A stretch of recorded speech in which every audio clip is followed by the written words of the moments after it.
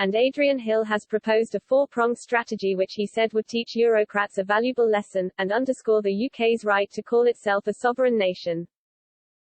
Mr. Hill is speaking after France's President Emmanuel Macron reportedly irked Boris Johnson during a meeting at the G7 summit in Cornwall by telling him Northern Ireland was a separate country, as opposed to being a part of the United Kingdom. The 80-year-old, who in the past held posts at the Foreign and Commonwealth Office and the Cobra Committee of the Cabinet Office, told Express.co.uk, Le Petit Macroni has scored an own goal. He married his school teacher but she doesn't seem to have taught him much geography. Macron told Boris that Northern Ireland is not really part of the Queen's kingdoms. Let's teach him ourselves. Don't buy anything French, we might make an exception for Normandy butter and camembert, wherever you live in the United Kingdom. Do it to help Le Petit Macroni learn that Northern Ireland is part of the United Kingdom and part of the Belfast Agreement involved the Parliament in Dublin removing its claim to the 6 counties of Northern Ireland from the Republic's constitution. The EU are trying to overturn that key ingredient of the peace process.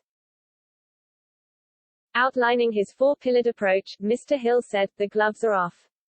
The simplest solution is to rip up the whole trade deal, scrap the Northern Ireland Protocol, scrap the fishing agreement and simply reclaim our exclusive economic zone under the UN Law of the Sea Convention. I was a member of the UK delegation for 3 years, we can do that this morning if we so wish. As for money, pay what we owe the pension fund but all the other offers fall away with the 3 piles of paper.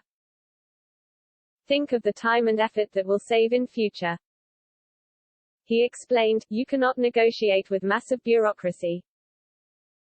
And after Merkel and her crew spent the first G7 summit trying to undermine the hosts over trivialities when everyone else was there to try and make the planet a better home for all its inhabitants, we should not waste any more diplomatic time and money on them. Any other countries wishing to follow the UK out of the bloc were welcome to join the band of real democracies, Mr. Hill said. Neither should the UK be worried by talk of a trade war, despite the concerns voiced by World Trade Organization (WTO) Director General Ngozi Okonjo-Iweala on the sidelines of the summit yesterday, he stressed.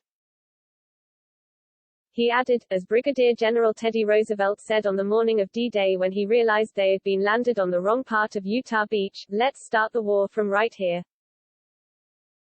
So whichever shop, supermarket, pub, car showroom you happen to be in, when you see something French that you fancy, remember you're teaching Le Petit Macron a geography lesson. Move on to the Aussie and Kiwi wines and the Brits these days. The exchange between Mr. Macron and Mr. Johnson was highlighted yesterday by Daily Express political editor David Maddox. Mr. Johnson asked Mr. Macron whether he would be unhappy if Toulouse sausages were blocked from going to Paris by a foreign power. Macron is believed to have replied, not a good comparison because Paris and Toulouse are both part of the same country. Mr. Johnson then responded, Northern Ireland and Britain are part of the same country as well. A source from the British delegation said, Mr. Johnson was pretty struck by it as quite revealing as to how they see the issue. It completely explains what underlies the comments he made.